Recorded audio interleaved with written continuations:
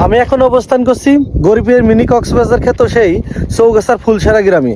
আর ফুলছেড়ার যে মূল যে জায়গা, সেই জায়গাটার এখন পানি অনেকটাই কমে যাচ্ছে। দেখুন, এই আমরা যখন পানি হয় তখন আসি এই পিসির উপরেও কিন্তু 1 ফুটের উপরে পানি, কিন্তু এখন দেখেন ধীরে ধীরে কিন্তু পানি কমতে শুরু করেছে। আর এদিকের যে পানিগুলো ছিল অনেকটাই কিন্তু পানি কমে গেছে। এখন দেখা যাচ্ছে, দেখেন ঘাস টাসগুলো এটা দেখা যাচ্ছে মোটামুটি। আর এই আমরা এর আগে যখন আসছিলাম তখন কিন্তু এখানে পানি ছিল প্রায় 2 ফুটেরও উপরে। দেখুন এই রাস্তাটা কাঁচা, এই পিচ এখানতে শেষ, তারপরেও দেখা যাচ্ছে যে এই রাস্তাটা পুরোটাই একটা মাঠের ভিতর দিয়ে একটা গ্রামে চলে গেছে।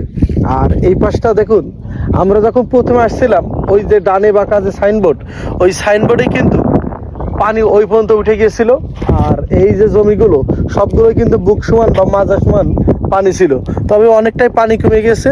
তবে কৃষকের মুখে অনেকটাই স্বস্তি দেখা গেলেও কিন্তু আবারও তারা চিন্তিত যে আকাশে যে পরিমাণ মেঘ হয়েছে তা যে কোনো সময় বৃষ্টি শুরু হয়ে যেতে পারে। আর অলরেডি কিন্তু বৃষ্টি আমার গায়ে দেখেন ফুটা ফুটা পড়ছে। যদি বৃষ্টি আবারও আসে আর যদি আবারও ডুবে যায়, তাহলে কৃষক কিন্তু এই ক্ষেতে কোনো রকমই তারা এই ধান রোপণ করতে পারবে না। আসলে আমাদের দেশটা 90% কৃষি প্রধান দেশ হলেও কৃষকের জন্য মানে খুব কম ভাবে।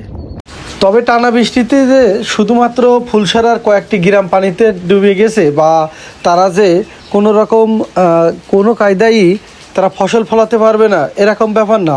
তবে এই টানা প্রচণ্ড বৃষ্টিতে কিন্তু চৌগাছার অধিকাংশ জায়গায় যতটুকুলো নিচু জায়গা ছিল সবগুলোই কিন্তু পানিতে ডুবে গেছে এবং তারাও কিন্তু পানির নিচে তাদের জমি চলে গেছে। অনেকে আবার দেখা যাচ্ছে যে পানি কমে গেলে সেই সব জমিতে কিন্তু ধান রোপণ করেছিল, কিন্তু আবারও সেটা ভেসে গিয়েছে।